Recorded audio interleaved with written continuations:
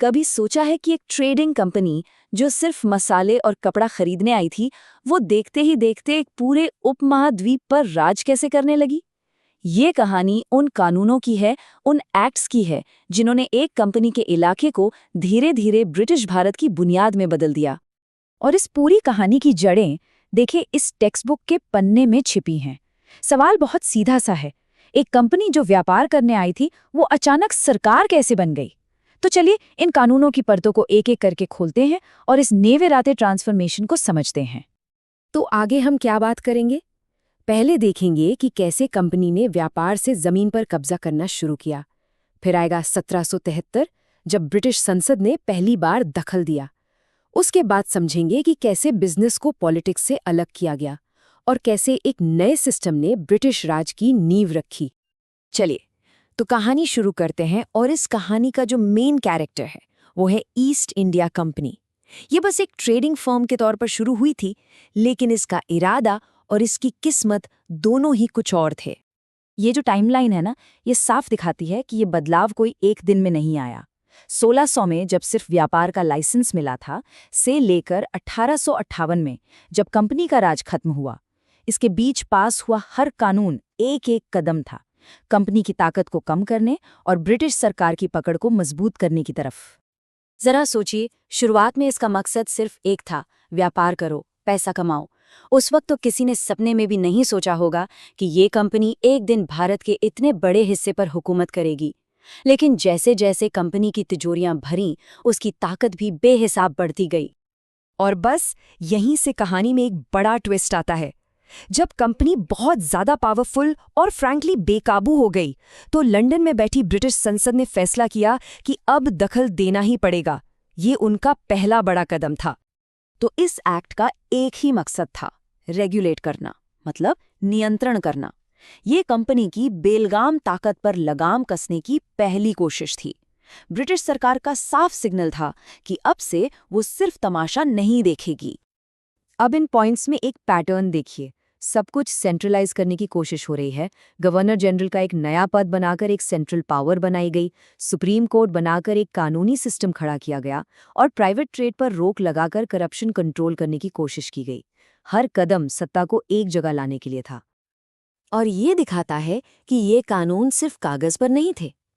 Warren Hastings पहले governor general बने तो अचानक भारत में पावर का एक नया सेंटर बन गया, एक ऐसा आदमी जो सीधे लंदन को जवाब देता था। लेकिन देखिए, पहली कोशिश में सब कुछ परफेक्ट नहीं होता है ना। इस रेगुलेटिंग एक्ट में भी कुछ बड़ी खामियां थीं, और इन खामियों की वजह से और सुधारों की जरूरत पड़ी। तो असली प्रॉब्लम क्या थी? प्रॉब्लम ये थी कि किसी को ठीक से पता ही नहीं था कि असली बॉस कौन है। गवर्नर जनरल की काउंसिल और सुप्रीम कोर्ट के अधिकार आपस में टकराते थे। इससे बहुत कंफ्यूजन और झगड़े होते थे। जाहिर था एक ज्यादा मजबूत, ज्यादा साफ सुथरे सिस्टम की जरूरत थी। और अब ये लाइन देखिए, ये एक बहुत बहुत बड़ा मोड़ है। भारत में ब्रिटिश संपत्ति, ये सिर्फ शब्द नहीं है, ये एक ऐलान है। अब ये इलाका किसी कंपनी का नहीं, बल्कि आधिकारिक तौर पर ब्रिटिश सरकार की प्रॉपर्टी था। ये भारत पर ब्रिटिश हक का सीधा दावा था। और इसी दावे को और पक्का करने के लिए आया पिट्स इंडिया एक्ट। इसे खास तौर पर पिछले कानून की कमियों को दूर करने और भारत पर सरकार की कंट्रोल को और भी मजबूत बनाने के लिए डिजाइन किया गया था। तो नया सिस्टम क्या था? बहुत सिंपल, इसे कहते हैं डुअल कंट्रोल। कंपनी के काम को दो हिस्सों में बांट दिया गया। कंपनी को कहा गया, ठीक है, आप अपना व्यापार और कॉमर्स संभालिए, लेकिन सारे राजनीतिक, सैनिक और टैक्स से जुड़े मामले वो अब एक नई सरकारी बॉडी यानी बोर्ड ऑफ कंट्रोल के हाथ में आ गए। और देखिए, हमारा सोर्स भी ठीक यही बात कह रहा है। साफ साफ लिखा है, व्यापारिक एवं राजनीतिक क्रियाकलापों को अलग अलग कर दिया गया। ये कोई छोटा मोटा बदलाव नहीं था, ये भारत में शासन करने के तरीके में एक बुनियादी बदलाव था। अच्छा, पहले क्या होता था? गवर्नर जनरल की काउंसिल में होते थे 4 सदस्य। अब इससे दिक्कत ये होती थी कि वोट अक्सर 2-2 से टाई हो जाते थे, और गवर्नर जनरल बेचारा कुछ कर ही नहीं पाता था। तो पिट्स इंडिया एक्ट ने एक छोटा सा लेकिन बहुत ही स्मार्ट बदलाव किया। काउंसिल के मेंबर्स 4 से घटाकर 3 कर दिए। अब क्या हुआ?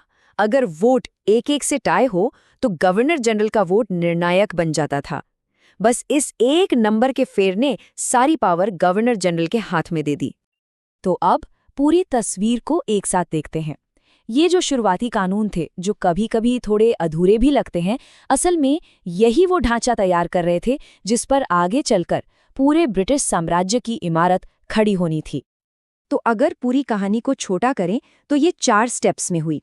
स्टेप 1, एक ट्रेडिंग कंपनी ने जमीन जीती। स्टेप 2, सरकार ने उसे काबू करने के लिए कानून बनाए। स्टेप 3, सरकार ने राजनीति को बिजनेस से अलग करके अपने हाथ में ले लिया। और स्टेप 4, भारत में एक मजबूत सेंट्रलाइज्ड ब्रिटिश एडमिनिस्ट्रेशन की नींव रख दी गई। तो आखिर में एक सवाल बचता है, जब किसी देश पर शासन करने की बुनियाद एक मुनाफा कमाने वाली कंपनी को कंट्रोल करने के लिए रखी गई हो, तो उस देश का भविष्य कैसे बनता है? ये एक ऐसा सवाल है जिसका जवाब हमें आज भी अपने इतिहास में ढूंढना पड़ता है।